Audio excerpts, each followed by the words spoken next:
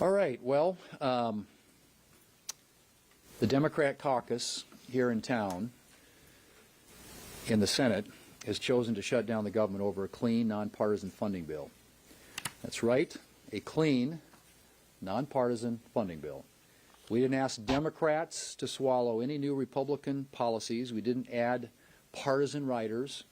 We simply asked Democrats to extend existing funding levels to allow the Senate to continue the bipartisan appropriations work that we started. And Senate Democrats said no. Why? Because far-left interest groups and far-left Democrat members wanted a showdown with the president. And so Senate Democrats have sacrificed the American people to Democrats' partisan interests. Now, I hope it will be some comfort for Americans dealing with shuttered government services to know that MoveOn.org and other far-left organizations are happy with this vote. Democrats may have chosen to shut down the government tonight, but we can reopen it tomorrow. All it takes is a handful of Democrats to join Republicans to pass the clean, nonpartisan funding bill that's in front of us. And I really hope, that some of them will join us to reopen the government, resume bipartisan appropriations work, and get back to the business of the American people. And I think that's evidenced by the American people would like to have us do. Great irony in this discussion tonight that the Democrat leader was characterizing the New York Times as a biased poll, but I think it's where the majority of the American people are. They don't want all the sideshows. They don't want hostage taking. They want their elected representatives to get down and do the work that they sent us here to do. And part of that is getting this appropriations process back on track, something that we should have done a long time ago. So I'm going to hand it over to the whip, Senator Barrasso, and then my other colleague. Well, the radical wing of the Democrat Party demanded that Chuck Schumer shut down the government, and he did that today. What that radical wing had told him to do was work with them through his war room. He had a war room going for the last 8 weeks to orchestrate the shutdown. But the cracks in the Democrats are already showing. When we had a vote on our proposal to keep the government open, the clean CR, right before the recess, we had 1 Democrat vote. Tonight we had 3. So the cracks are beginning to show there is bipartisan support for keeping the government open, in spite of the fact that Chuck Schumer is forcing a government shutdown, regardless of the cost, regardless of the consequences to the American people. This truly is a Democrat-owned, Chuck Schumer-owned shutdown. There's no negotiation. It's a shakedown when he asked for $1 trillion for 4 weeks. It's absurd. We're happy to see that the Democrats are already starting to break from him, and we're going to continue to offer a clean CR on the floor of the Senate to open the government for the next 7 weeks, which is what this calls for. Senator Hogan. So how is it that the Democrats can pass 13 continuing resolutions during the Biden administration, and now they are all voting no? Well, actually, we picked up 3, but Senator Schumer is having his caucus vote no on this CR. 13 times, 96% of the Democrats, they're passing CRs during the Biden administration, and now they can't vote for a clean CR? I mean, what's going on with that, right? And, you know, Senator Schumer says, oh, well, because there's no Democrat priorities in it. Well, there's no Republican priorities in it. It's a clean CR. So, I mean, that's a false premise right off the jump. And I hope you're asking him, wait, how does that make any sense? Final point I'd make is this. I'm on appropriations. Our leader, Leader Thune, is bringing the appropriations bills to the floor. We've passed 3 of them already with big bipartisan majorities. He's ready to bring more appropriation bills to the floor. That's called regular order. That's how we're supposed to do things around here. So what do the Democrats have? What does Senator Schumer have against regular order where all 100 senators are involved in passing appropriations bills? Because that's what this clean CR sets up. Every single senator should be saying to Senator Schumer, hey, what's the deal?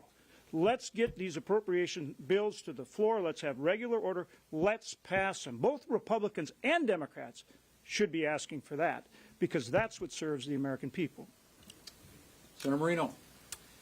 You know, as you know, I'm new to this place, new to politics, been here 8 months. This is no way to run the federal government. I think it's grossly irresponsible for Chuck Schumer to say, hey, we're going to shut down the government because we can't get our way. We can't get our way and allow Republicans to continue to negotiate on a bipartisan basis to actually fund the government the right way. And he's afraid. I think he's afraid that we would actually have passed 12 appropriations bills and gotten a budget across the finish line and then had to admit that Republicans actually govern this country. So instead, it reminds me of my 4-year-old granddaughter when she gets mad, when she kicks the sand and leaves the sandbox and can't have their way. It's ridiculous. The good news is this is a bipartisan CR now. 3 Democrats have voted with us in complete unity. We need 5 more to wake up tomorrow morning and go, this is just stupid. Because I think most normal Americans would look and they go, why are you putting the American people through this? 5 Democrats have the power tomorrow to reopen the government, and I hope they're listening, and I hope they have the courage to actually do it. And I want to thank our leadership for doing a great job and making this process get to this point of complete Republican unity for the most part and bringing 3 Democrats along the way. So thank you. Thanks, Senator Marino. A couple quick questions. Will you meet with Senator Schumer now that this is shut down, or are you just going to put the bill on the floor and just make them vote it down time and time again? Well, if the Senator Leader Schumer wants to sit down and have a conversation, he knows where I am. We're right here. I see him on the floor. I stand 6 feet away from him.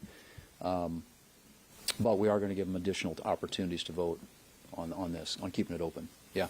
Mr. Leader, obviously the whip just mentioned, that you're starting to see cracks in Democrats. Are you having any discussions with members, maybe very quietly, to try to get more Democrats onto your side? There are some conversations. There are Democrats who are very unhappy with the situation that they're in. And what we're saying is that we need, as I think was pointed out here, another 5. We need 8 total. It'd be nice to have a lot more than that.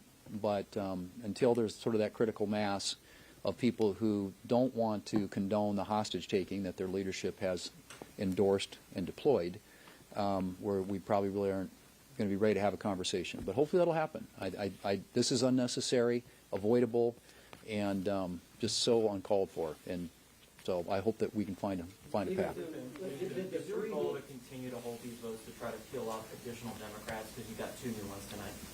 Right, and I think there, as I said, there are people there are others out there, I think, who don't want to shut down the government, but are being put in a position by their leadership that ought to make all of them very uncomfortable. So we'll see. I mean, I think that tonight was evidence that there is some movement there, and we'll allow our Democrat colleagues to have additional opportunities to vote on whether or not to keep the government open, or in the case of tomorrow now, probably to open it back up.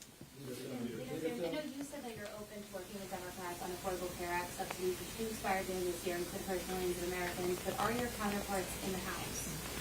Well, that's probably a question for the House. But have you had conversations with the Speaker? I would rather have you hear directly from him. I think everybody realizes that, and frankly, the Democrats put us in this position. The expiration date was created by them. This was supposed to be COVID-related. These are expanded Obamacare tax credits, and frankly, they're not tax credits really at all. For the most part, they're direct subsidies to insurance companies. So it needs to be reformed. And if there are Democrats out there who will recognize it needs to be reformed and are willing to work with us, I can't take the temperature for the House, but obviously there are a lot of our colleagues in both the House and Senate who recognize that COVID no longer exists. This program, if we did what the Democrats want to do, which is to extend it permanently, is a $365 billion score.